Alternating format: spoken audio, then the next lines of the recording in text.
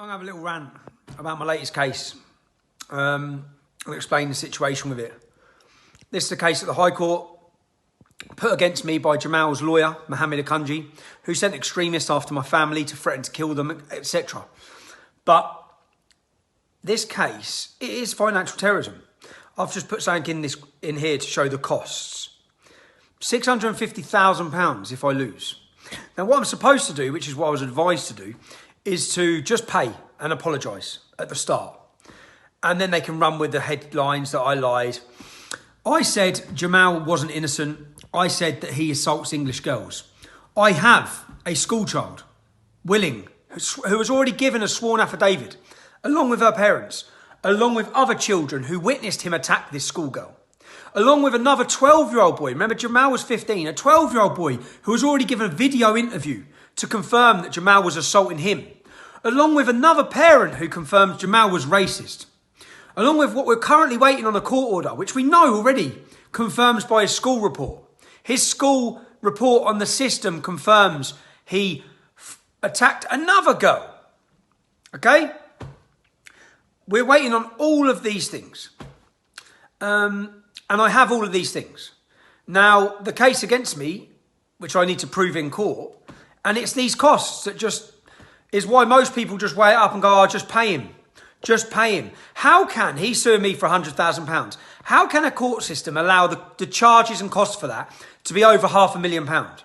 How can they? How are you supposed to defend that? You're not. You're supposed to give up or you're supposed to be bankrupt. That is the idea. To bankrupt me so I become reliant on the state. If I'm reliant on the state, where do you think they're going to house my wife and children? I think we all know that. That's what this is about. There's more than one way to skin a cat and they've found this new tactic. Why should I apologise when it's the truth? I don't know if you've seen, but the man who set up the campaign for Jamal, the fundraising campaign, he raised £157,000, was a man called Mohammed Tahir from Huddersfield. Many of the parents of the children, when I've gone up to Huddersfield and spent time talking to the parents, are terrified. They're terrified because of what happened to Bailey's family. They were driven. They were made English refugees. They were driven from their home. They're terrified because of all the threats to rape and murder people that come. They're terrified because, as they've told us, they're all heavily linked with heroin dealing gangs. Mohammed Tahir from Huddersfield set up the donation campaign. Mohammed Tahir from Huddersfield is currently facing a death penalty in Pakistan for importing £2 million worth of heroin. You can see why people are concerned and worried and fearful. Yet I still have children sworn affidavits. I still have children willing to come to court because they know the way the media played this entire story was wrong. They know Jamal. They know Bailey as well. They know the portrayal given to the British public was bullshit. It was lies. I done what every decent journalist would do. And I investigated and I spoke to parents. I spoke to one parent who confirmed, and I have the confirmation of all of the story. I spoke to her on the phone. But I do have people willing to come to court. The reason I'm making this video is because they believe they can expense you out of being able to. Just to get into court. I'm back in court now in February. The cost for that is another £60,000. It's £60,000. What? Now, to get up to my fighting stage, as you can see on my thing I've just put in, it's 219 grand.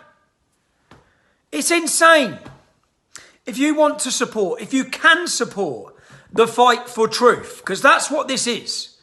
If I pander on this once, okay, then they're going to throw these at everything I've ever said. And everything I've ever said is the truth. But they expense you out of it. I need to win this case. And I will win it. If this goes to trial, I will win it. I will win it. I know people say the court system's corrupt. Not with his school report. Not with confirmation from the school. Which we've yet to get. Which we're waiting on getting. Which haven't given us it yet. So we're having to go get court orders and all sorts. To confirm what we know. And we know it because we've spoke to teachers. We know it because we've spoke to dinner ladies. We know it. We know what we said is true. If you can support it, it's www.supportingthetruth.com. I'm going to be holding fundraising events. I don't want to roll over on this. I don't want to throw Bailey under the bus, and I don't want to say anything was not the truth because it was. And I can confirm all of that in a court of law. It's just they think they can expense you out of that. The ability to even fight it. I'm hoping that I can. Even though I've been removed off social media, it's going to be difficult. I know that from the last 2 days of donations. It's dead. It's going to be difficult. But we fight on. And I fight on. And essentially, many of you I've been seeing over the last couple of weeks. I hope to see many of you over the next couple of weeks. I don't see why I should roll on this. Least of all to some lawyer who sends radical extremists to my house. Least of all when everything I said is the truth. So again, if you can spare a penny, £5, £10, and give me the ability to fight this case, it's so much appreciated. Basically, my family home or my wife's home rides on this. And they know that. And that's what they're going after. So I thank you prematurely for the support. It's www.supportingthetruth.com.